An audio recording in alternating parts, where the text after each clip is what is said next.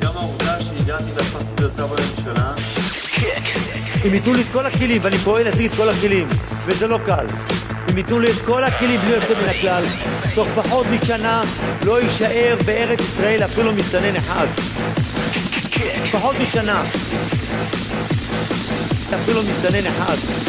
אפילו מסתנן אחד. אפילו מסתנן אחד. שמטרה קלה, אלי ישי מש"ס זה מטרה קלה.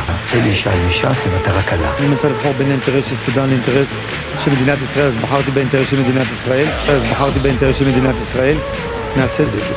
וניקח 50% מהמסתננים לרמת אביב ג' ואז תראה פתאום שגם המעט שנגדי, פתאום כולם ישרו קו וגידו אלי ישי צודק. ישרו קו וגידו אלי ישי צודק. ישרו קו וגידו אלי ישי צודק.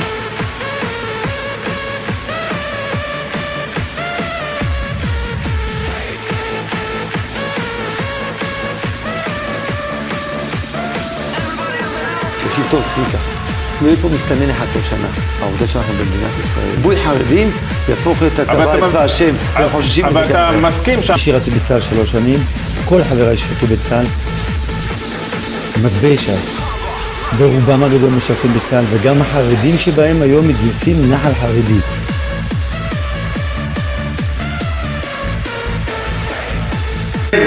וזכיתי לבוא כמו כל התלמידים בישיבה לבקר ולהתברך. תקשיב טוב צביקה, לא יהיה פה מסתנן אחד כל שנה. אז הם אומרים, קודם כל אחד בודק למה אלי ישי כל הזמן מתעסק בכבאות, מטפל, תשאל את הכבאים. הרי היחידי שפעל ועזר להם זה רק אני. כן, אבל...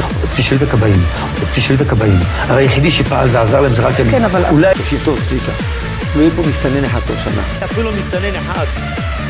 אני לא קשור לאסון עצמו, במוכנות עשיתי מהר, שרים או פעולות שלהם, אני נמצא במקום הטוב ביותר מבחינת העשייה. אני שואף להחזיר את כולם, ואם נשארו פה בודדים או עשרות, נדבר על זה כשנגמור את המבצע. אני מבחינתי הולך בכיוון של להחזיר את כולם הביתה.